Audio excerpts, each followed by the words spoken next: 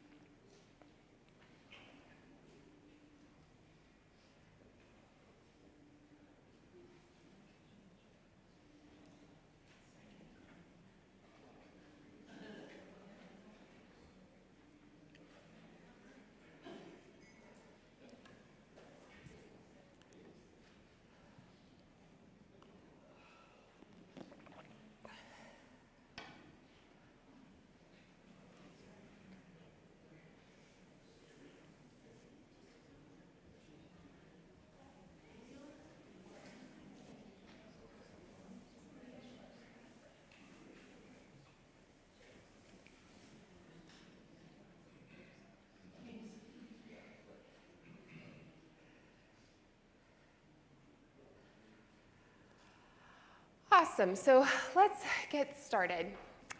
Today we're going to talk about power and privilege, centering love on equity. And so we're going to talk a little bit about equity, but we're also going to be talking about power, privilege, and a fancy word called kyriarchy. Hi, my child, how are you? Sorry, my teenager's waving at me. Just like a teenager to distract you from your work, right? So I want to start by acknowledging that these can be hard conversations to have because they are a deep dive into ourselves, into who we are as people.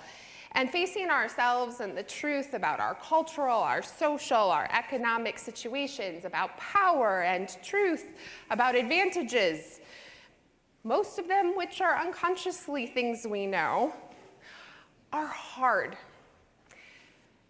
And yet, they are so important, especially in this particular moment as we are hitting a time where we need to understand how power and privilege can be used for greater good and help to make the world more equitable. So before we begin, I want to center ourselves.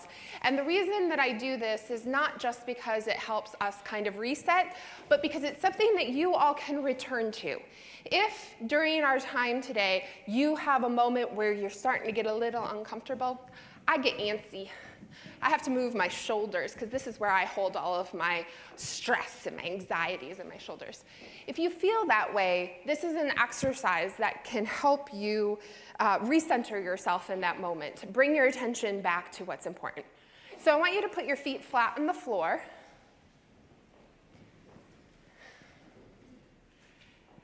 Close your eyes if you're comfortable and take a deep breath in and a deep breath out and a deep breath in and a deep breath out. And as you continue to breathe in and out, I want you to feel your sits bones on your comfy chair. I want you to tap your feet on the floor for a moment. It grounds you, reminds you that you are not alone in this work. We are in this together, and this space is brave space for you. Breathe in, breathe out, breathe in, and out. You may open your eyes. If, in the course of our conversation, you get uncomfortable or something's not sitting right with you, tap your feet. Remind yourself that you are in firm footing. Let it hold you through whatever uncomfortableness is before you.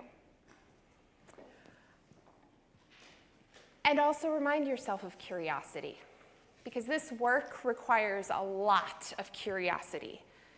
Instead of putting ourselves to the front, we must ask our questions.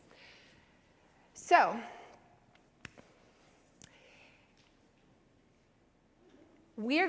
this is live streamed until the Q&A portion, so I want you to know that so that if you have questions, and there are no wrong questions.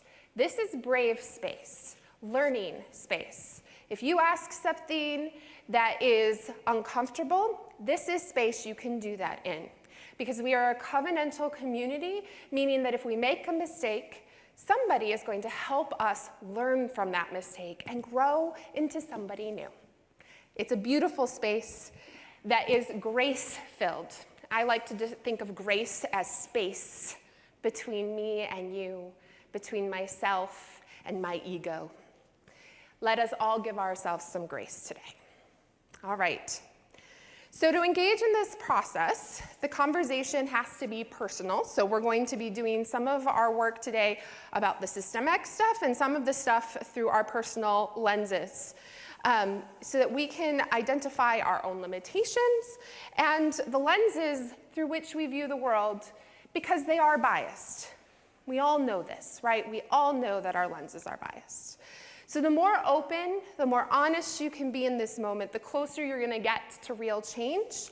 The more open and honest you can be, the more people around you will be open and honest and change. This is how we have an opportunity together to collectively create change and move towards justice. So let's start about talking about the difference between equality and equity. And some of this overlaps with the service today. So we often use equality and equity as interchangeably as if they're the same thing, but they're not. A metaphor often used is equality ensures that everyone has a pair of shoes, but equity ensures that everyone has a pair of shoes that fits. So you may have seen this graphic before. So on the far left, your left, is what reality is. And if you've been in any sort of news or social media lately, you'll know that the person with all those boxes up there are all the billionaires, right? And then you have equality. Everybody gets a box. Versus equity, which allows those who need more boxes to have them. But this is the picture I like the best. Liberation gets rid of the fence to begin with. This is our goal. Equity is great, and it is a step towards our goal, but we really want to get rid of all of our lenses and begin from scratch. So it's a visual metaphor, and it depicts the difference between all of these different ways of being in the world. Liberation is the system by which we get rid of oppression to begin with. We break down the fence.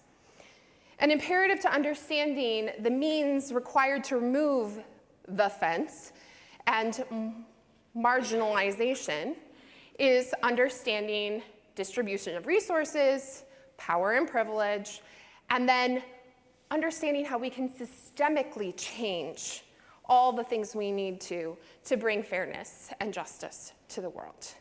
Because only then can we actually dig into true equity. So I'm going to introduce what may be a new topic or a new word to you today, kyriarchy. Kyriarchy is a term that originated in feminist studies. So for many years, feminists would use the term patriarchy to describe those who oppressed women, the system that was used to oppress women. And then it was realized that it wasn't just patriarchy that was oppressing women, but so many other things. And so they came up with this term, kyriarchy, to describe all the systems of oppression that feed into each other to create oppression for people. So kyriarchy is a social system or a set of connecting social systems built around domination, oppression, and submission. An example of kyriarchy here in the United States is white supremacy culture. In the United States and Europe, white supremacy culture is the kyriarchy, the system that is built to dominate and oppress. In other countries or other cultures, the system of oppression would be something different, but it would still be a kyriarchy. So kyriarchy is the overarching term. So when you think about white supremacy culture, you usually only think about racism, right? But we know it's not just racism. White supremacy culture includes ableism, patriarchy, classism.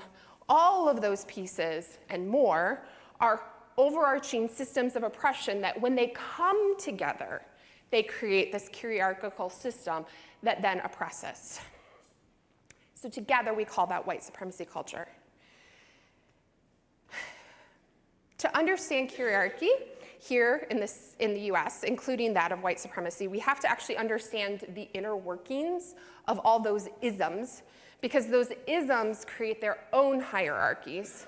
And this is what we call intersectionality. So intersectionality is the idea that people are often disadvantaged by multiple sources of oppression, such as race, class, gender identity, sexual orientation, and religion. All of those things intersect to create a culture, like white supremacy culture, or a system, which is a system of kyriarchy that then oppresses. Intersectionality is rooted in Black feminist activism and academic disciplines, such as critical legal studies and women's studies. The term actually comes from a 1989 paper by Kimberly Crenshaw, in which she analyzed a discrimination suit brought against General Motors.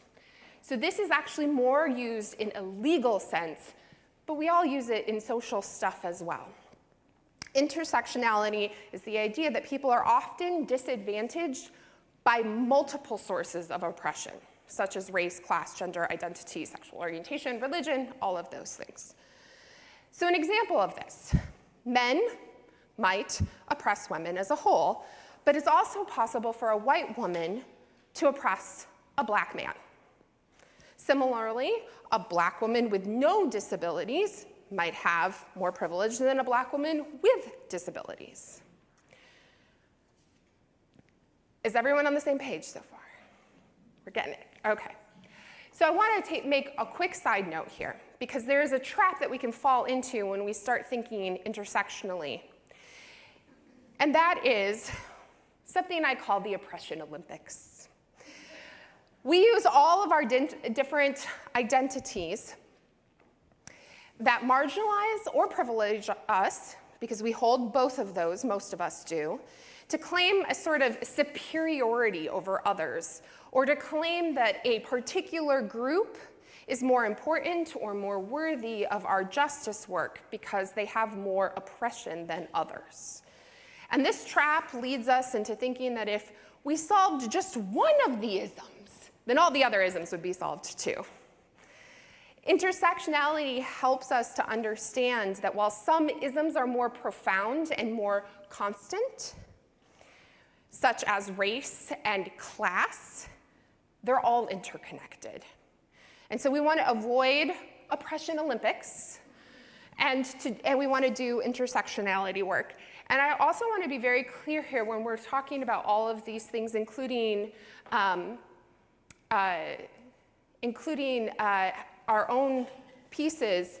One of the ways that we talk about how we are both marginalized and oppressed, or marginalized and privileged, sorry, not oppressed, is that we are constantly changing between those spaces of privilege and marginalization as well. And we'll get into that in a second. So the benefit of viewing things through kyriarchical and intersectional terms mainly lies in the complexity of how oppressive systems operate. A person might find themselves both subjugated and privileged simultaneously at different levels. Make sense? So let's move to privilege. Privilege refers to a right or an exemption from liability or duty Yes, this is very dictionary. Granted as a special benefit or advantage. So I want to make a particular distinction about privilege here.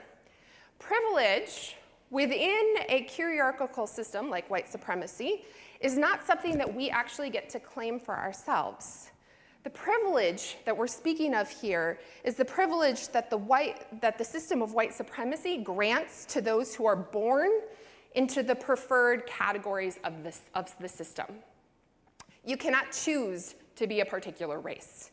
You are born into it, and that grants you privilege unconsciously often, but certainly not asked for. And all the benefits, or all the marginalization of your racial category is granted to you with your birth with no conscious choice of your own. There are a few exceptions to what you can have control over, such as class or education, right? You can transcend class within your lifetime. You can become more educated within your lifetime. But even that is not always something you have control over, right? And sometimes even when you transcend those classes, people still see you in a particular class. So, privilege refers to a right or an exemption from liability or duty granted as a special benefit or advantage, not something we never necessarily ask for, but what is there. So that leads us to power. Power in this context refers to the capacity to exercise control over others, deciding what is best for them, deciding who will have access to or deny from resources. This definition is correct, and it is a definition that talks about the systems, because how many of you feel like you actually have control over what other people do? Yeah, I figured. So let's nuance this a bit, because that is definitely power, but there are other ways. Being in a position of power, including like a minister, is definitely one way that we hold power, but there's unofficial power that you hold as well. So anyone with a preferred identity, anyone with privilege, within white supremacy culture that has power, a preferred identity with privilege within white supremacy culture has power. So if you are the preferred identity, does anyone know what the preferred identity is within white supremacy culture? Can somebody name a label? Yeah. Me, basically. I'm cis-het white male. There you go. Cis-het white male is the preferred piece, right? I would also add abled, educated, and wealthy. I'm not saying that you are any of those things. I would just say that that is what the preferred identity is. So if you're in a group setting, oh look, we're in a group setting. If you are in a group setting in which you hold those powers or those privileges, you have power that other people don't. So let me give you an example, one that I bet you some people in this room have experienced. I have been in conversations where I say something in a group setting only to have someone of a male gender say the same thing, and then that person gets credit over me. How many of you have had that experience? Yes. People of color experience this all the time, being ignored in favor of a white person of any gender says, or those who are disabled. In other words, we all have power, even if it's not the institutional power that can dictate over somebody. We have it all the time in the room, right? So it leads us to the following terms, which I've already been using. What it means to be marginalized, oppressed, or disadvantaged. Those with less power, less access, less privilege. Social groups that have been disenfranchised, invisible. Is invisibilized a word? Dehumanized and exploited. I didn't actually create these slides. And then dominant, privileged, advantaged are social groups that have more power, more access, and more privilege. And also have the ability to navigate the world with unearned advantages at the expense of folks who are marginalized. So, everybody have the definitions so far? Everybody on the same page? Good. How does power and privilege impact me or you? Privilege is interconnected with power in our society. Those who have privilege can create or maintain societal norms, often to their benefit and at the expense of others. Privilege does not mean that a person has not experienced struggles or their life has not been difficult. I've had a very difficult life. It's not the same thing as experiencing marginalization, right? Privilege does not mean that you did not work hard for the things that you have. Privilege is fluid. It can change as you move through life. Privilege is contextual. Identities you hold can give you an advantage or a disadvantage based upon how you perceive who is in the room. So the example of a woman not being listened to because a male said the same thing is when she was marginalized in that setting, right? But it could be in a room of all women that she holds power over a black woman, right? Make sense? Privilege has strategically been set up as a taboo subject, which means that those of us in the dominant groups who have privilege are taught to ignore embedded and often invisible forms of oppression. We often don't see our privilege in a setting. And so that's why we do this work together. So, when we say that someone has privilege, we want their accessibility to resources to come to mind first. Those in power generally have unearned access to resources to which those who are not in power have no access. This notion of unearned access is where the inequity lies. So, how many of you have heard of the practice of redlining? Yeah, redlining. Yes. So that is a great example of unearned privilege that white folks were able to access that black folks were not able to, right? So, if you have your cards handy, I want you to take a moment and write down all of your identities.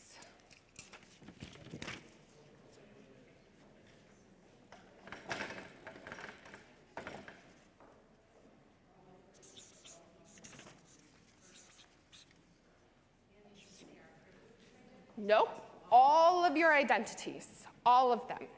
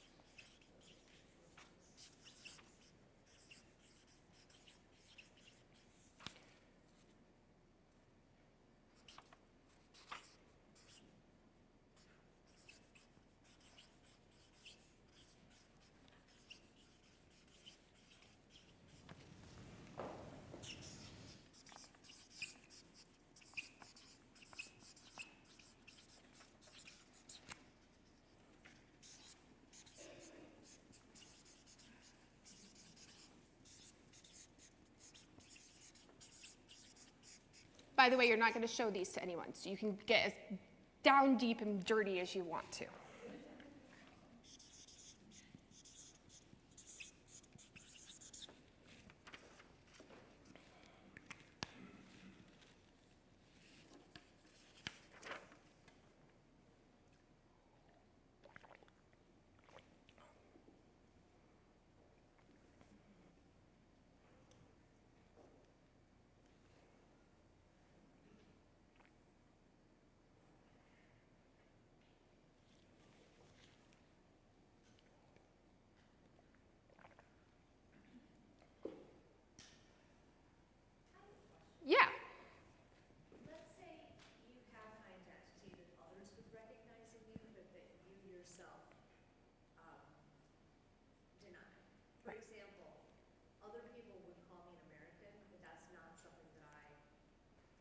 Right.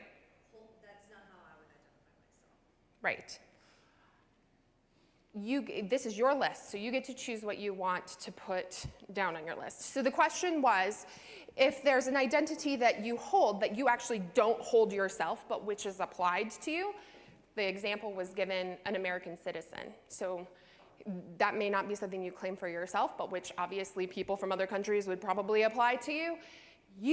This is your list.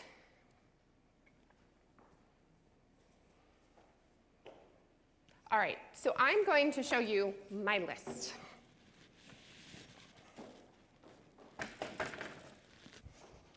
White, cis female. Let's make sure that everybody knows what cis means. Cisgender is a term that says that the gender that you are born is the gender that when somebody looks at you, that is what they see. Make sense?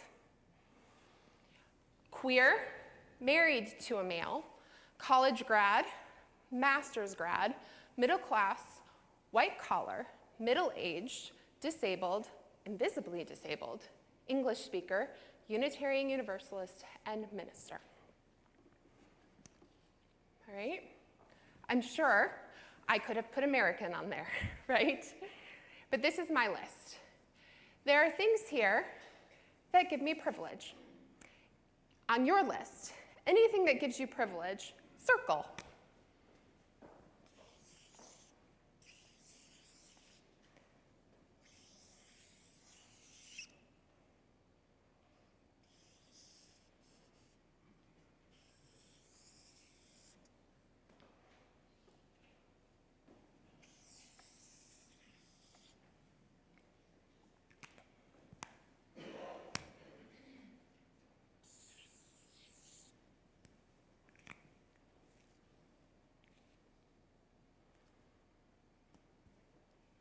Anything that gives you a disadvantage, or that gives you a disadvantage, underline.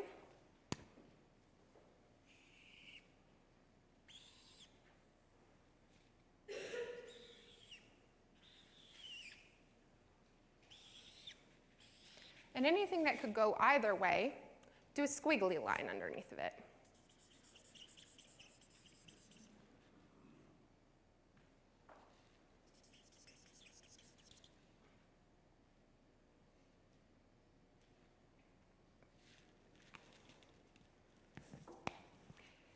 So some of these identities are things that have changed in my lifetime.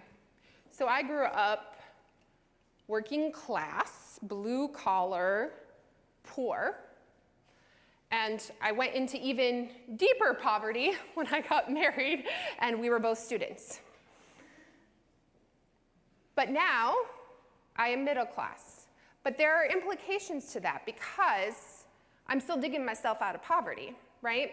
So for instance, I have friends who will talk about how they now have a great wage, but they have to pay for all that dental work they couldn't do while they didn't have health insurance. So there are ways that even when you change, there are advantages or disadvantages to things, right? I am queer, but I'm married to a male, which gives me privilege. Make sense? I am disabled, but it's invisible, which even though I'm disabled, which is definitely a marginalized identity, it's invisible, which means that nobody knows about it unless I tell them, right? Being Unitarian Universalist means that I am not a Christian, and Christianity holds privilege over any other sort of religious identity. Minister is a privilege. Does anyone have any identity that they wish to share? Or any thoughts on their list they wish to share?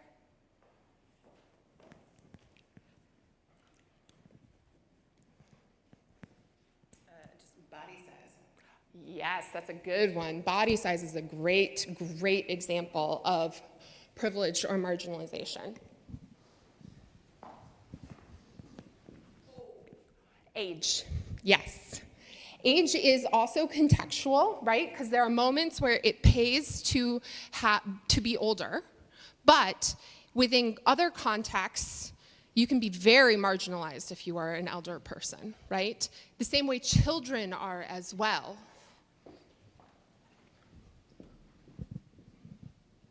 Did you have your hand raised? Being trans, so gender nonconforming.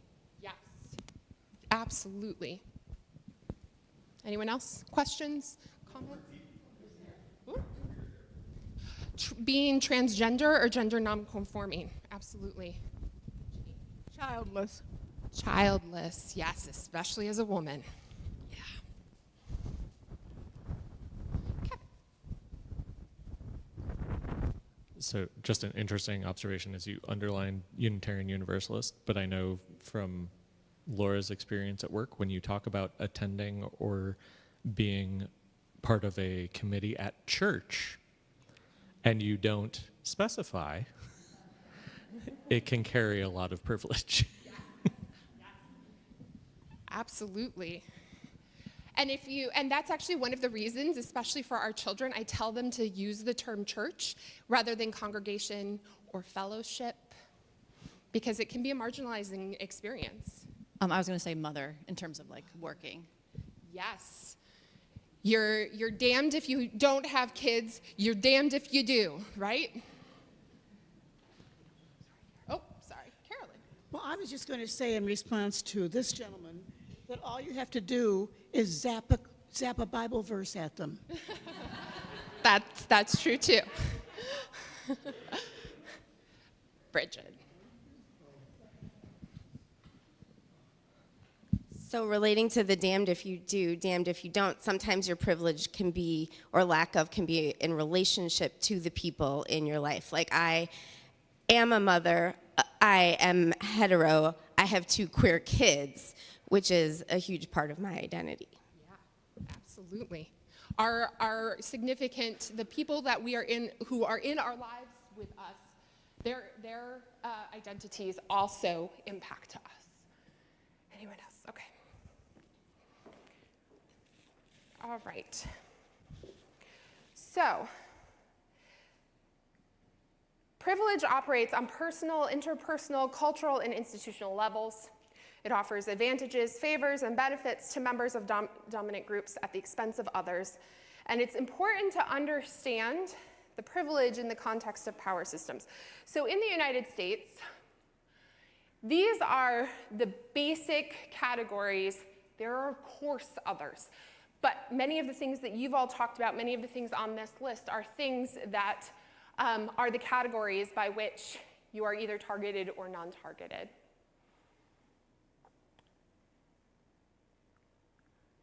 One thing we didn't talk about here are some of the ones here at the bottom: military service and immigrant status. There's privilege and marginalization in those groups.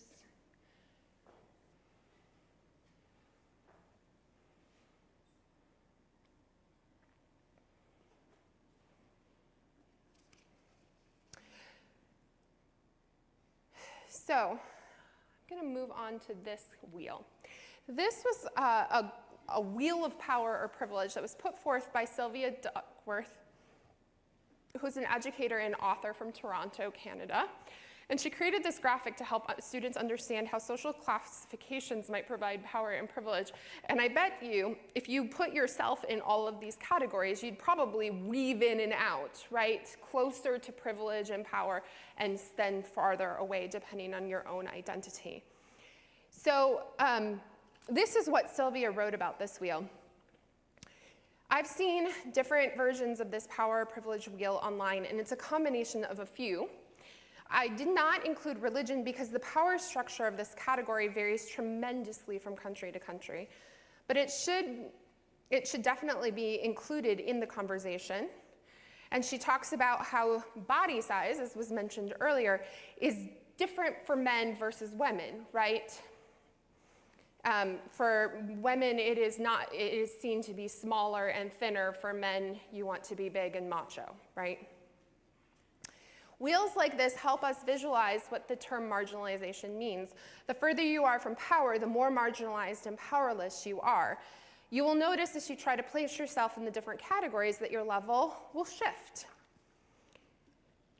So privilege is often characteristically invisible to the people who have it, which makes it hard for people who benefit from it to understand why or how they're benefiting from it, especially from something they didn't even ask for, right?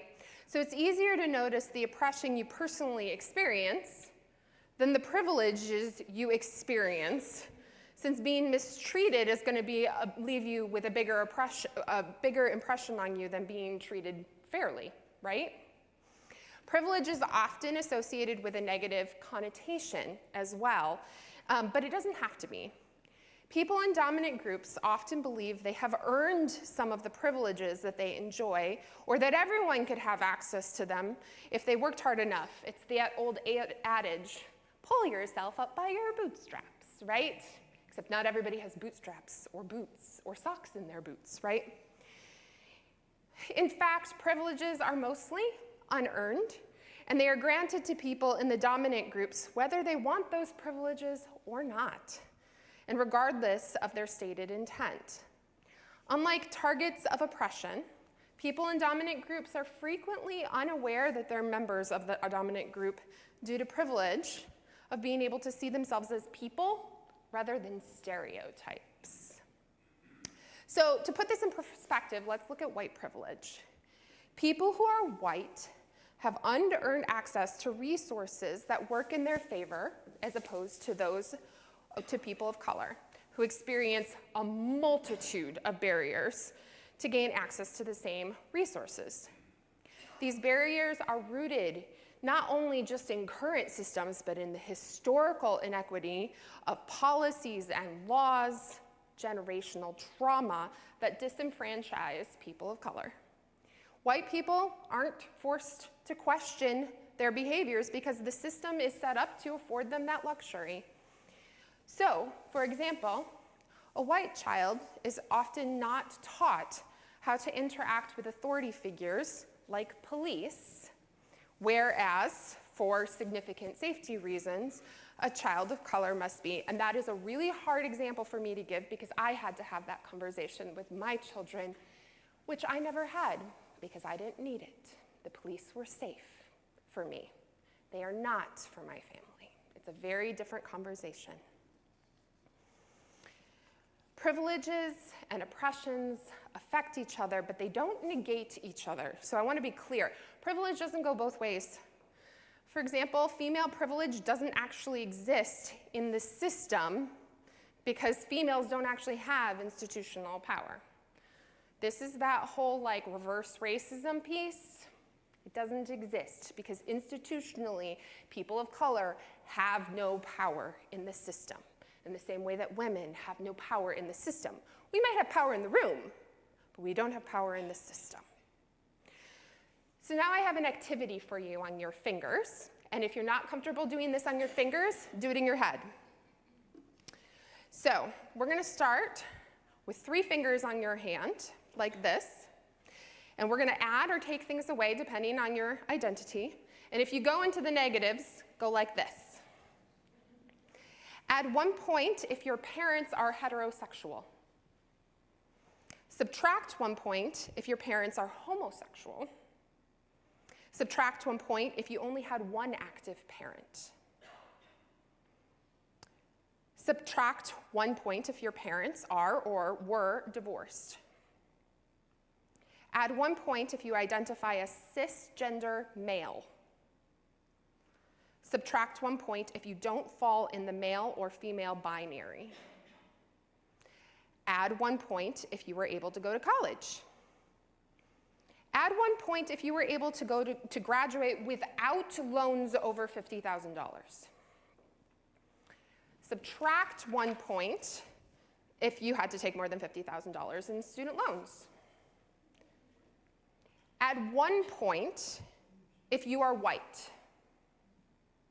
Subtract 1 point if you are not white. Add 1 point if you are heterosexual.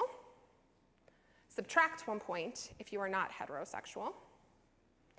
Add 1 point if you are fully healthy and able. Subtract 1 point if you are not fully healthy and able. Is that what you all expected? When you look at your fingers, did you expect that level of privilege? If you look around at those, if you look around you at the other people in the room, does this make sense with what you have? Great. So, how does that make you feel? Lucky. It's entirely possible you miscounted. Angry. Mm-hmm. Confident. Guilty. Grateful. Mm-hmm. Grateful yet sad.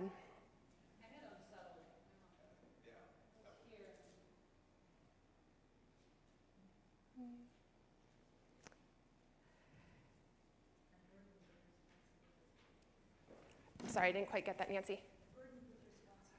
Burdened with responsibility. Yeah. So, let's sum some of this up. When we talk about privilege, reflect on your privilege. Look beyond race and skin color, because all of your social identities play in your privileged identities, even if you didn't ask for it.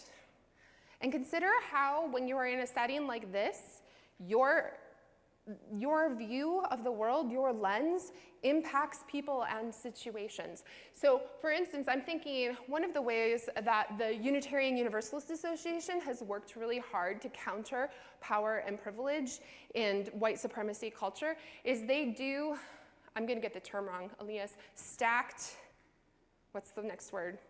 Stacked, progressive stack, thank you. So when they have a discussion, they call it the progressive stack, and people with marginalized identities get to speak first. You're self-identifying, right? But you self-identify, and people with marginalized identities get to speak first because they have historically not been able to have the say that others have. We want to listen and learn, and that means, especially when we are in collaborative groups or in diverse groups with people to collaborate. So we want to recognize how intersectionality exists and how it influences our experiences and the experiences of others. We want to hear and respect those differences. Remember, it is not the responsibility of a marginalized person to do the work of educating people on their experiences. Don't ask the Black person in the room to tell you about their experiences so you can better understand what it means to be a person of color. Go do the work. Go dig. Go Google your questions. Go ask a white ally. Do our work ourselves. Don't ask a woman how she feels. Go Google it. Ask yourself if you're the right person to take space or speak on certain issues. So that's that progressive stack piece. And don't center your stories or actions and universalize our experiences, right? How many times have this is something I have done from the pulpit and I try not to do. And if I do it, you're welcome to call me out on it, but I make a universal statement including everyone. We've all done it, right? When I went to college, you can't assume everyone went to college. And so this is the piece that probably gets people the most. Take care with your language. So I've heard a lot of folks talk about these conversations and talk about being politically correct and how hard it is. No one's asking you to be perfect. What they're asking for is for you to slow down and to take care, and that when you make mistakes, you fix it. That's what they're asking for, right? So I think about this when we use our pronouns, right? And I know that they and them can be hard for some people, especially for those of us who were taught that they and them were only done for people, for multiple people and not for a single individual identity. I get that it's hard. And I get that we mess up, but you try again, and you take your time and speak more slowly. I know that for me, I make mistakes most often when I go too fast, and I just want to get it out. If I slow down and am more careful, we want to make sure that we are including everyone with our language. And this may be even something as simple as saying the word crazy for doing something silly, but that actually is a word that people with mental disabilities have said is actually ableist. Be careful with our language. And that is all rooted in be kind. Be kind to one another.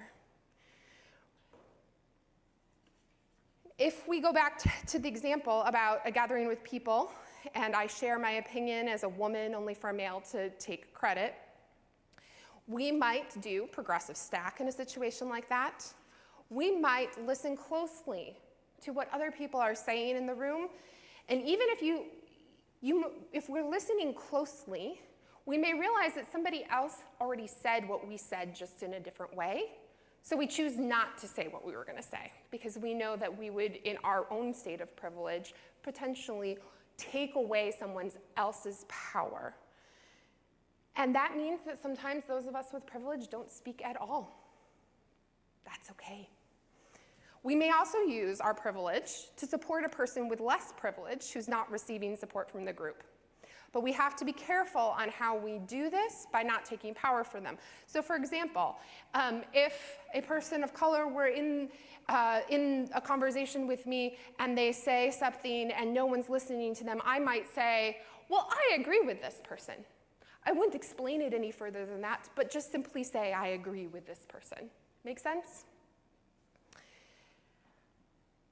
All of these are techniques that lead us to allyship.